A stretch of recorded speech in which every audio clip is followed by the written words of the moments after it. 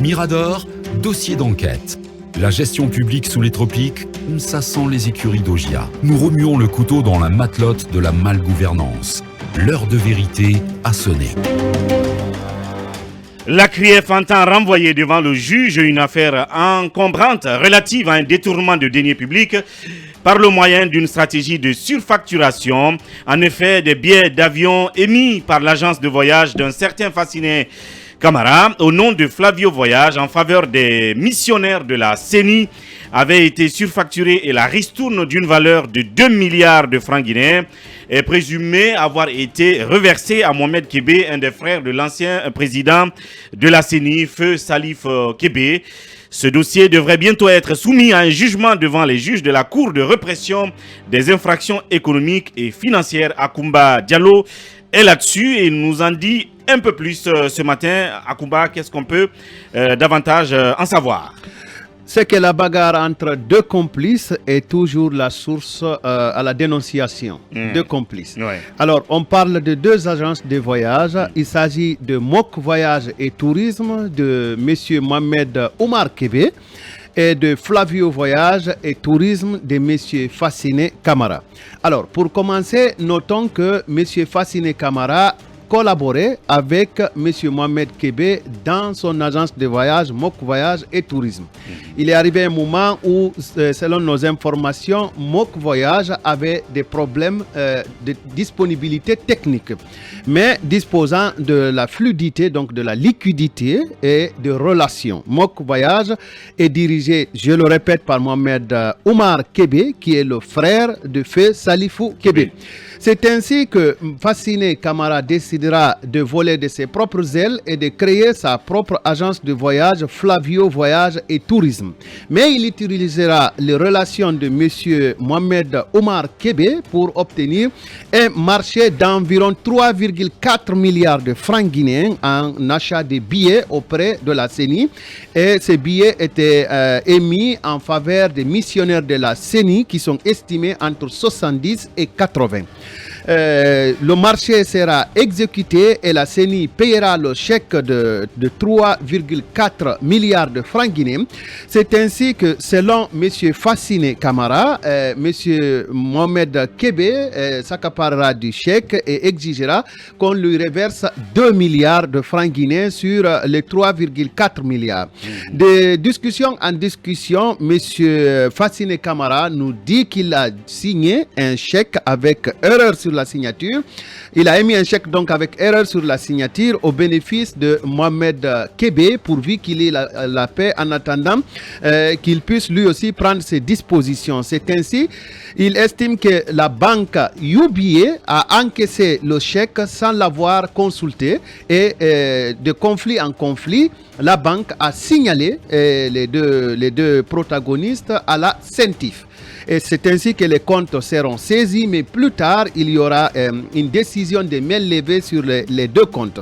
Donc, Mohamed Kébé et monsieur Fasciné Camara se feront la paix, mais sans pour autant enterrer définitivement la hanche de guerre.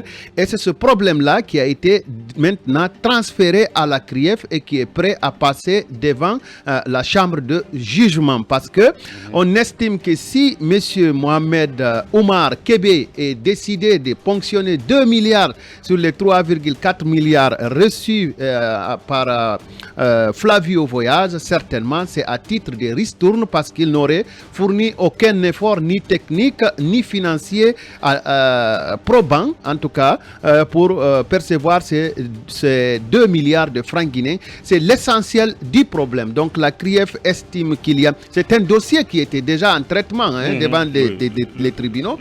Donc la CRIEF estime qu'il y a eu certainement surfacturation et c'est pour ça les deux partenaires se battent et c'est pour cela que l'autre, Mohamed Kébé, estime étant celui qui a permis à l'acquisition du marché qu'il devrait mériter de 2 milliards de francs guinéens. Alors, les délits pourraient être constitués de la violation des principes qui régissent la passation des marchés publics et de délégation des services, mais aussi de complicité d'enrichissement illicite et pourquoi pas de blanchiment d'argent. Oui. Oui. C'est Bobis, c'est Mohamed Kébé, non? Ah, je ne le connais pas. Je l'ai appelé 2 fois, il ne décrochait pas. Parce qu'il y a Bobis qui est très connu, qui était aussi dans cette affaire de billetage, tout ça, depuis l'ARPT. Et le frère du défunt Kébé, Salif. Kébé, oui, ça y est. Oui, une lecture, oui. Non, moi, vu que la mort était l'action publique, donc je me pose des questions. Pourquoi la CREF va poursuivre? Il n'y a pas de ce poursuite dossier? contre M. Salif ou Kébé, Oui, mais des poursuites contre les deux. il en était président.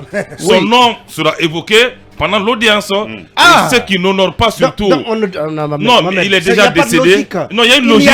Il est décédé. Moi, je parle. Contre. Non, il n'y a aucune action, mais du fait que son nom va ressortir dans les débats. Touré est mort, quand on dit Camboiro. C'est différent. C'est différent. C'est différent. Non, mais si, c'est ce que je veux dire. La CREF pouvait s'en passer. Et tranquillement de ce dossier. Mais c'est extraordinaire. 2 milliards oui. du contribuable. 2 milliards qui ne sont pas justifiés. Attention, attendez que C'est ça soit l'argent du justifié. contribuable. Je n'en sais pas. Akoum a présenté une enquête. La CREF va s'en occuper. Et si M. Kébé était lui-même peut-être victime, tombé, il est victime du comptable par C'est exemple pas de la CENI. bon. Qui sait? C'est gênant quand même. C'est gênant cette situation. C'est gênant. Est-ce qu'on sait quel jour, quelle semaine la CREF va ouvrir ce dossier? Selon nos informations, le dossier est fin prêt. Maintenant, revenez un peu. Est-ce que ça peut ouvrir la porte à d'autres dossiers, peut-être au sein de la même institution? Il y a beaucoup de dossiers CENI qui sont pendants et je pense que les juges audienciers se préparent. Bien. Et là, on parle de la CENI. Parce que je voudrais, avec votre permission... Oui. En 30 secondes. Par rapport à l'ANAFIC, parce que je vois déjà dans certains médias qui sont venus prendre le train en marche, répéter les mêmes infos s'il y a du nouveau. Bon, je ne me suis pas rapproché de mes sources depuis hier nuit. Bien. On le fera ce soir.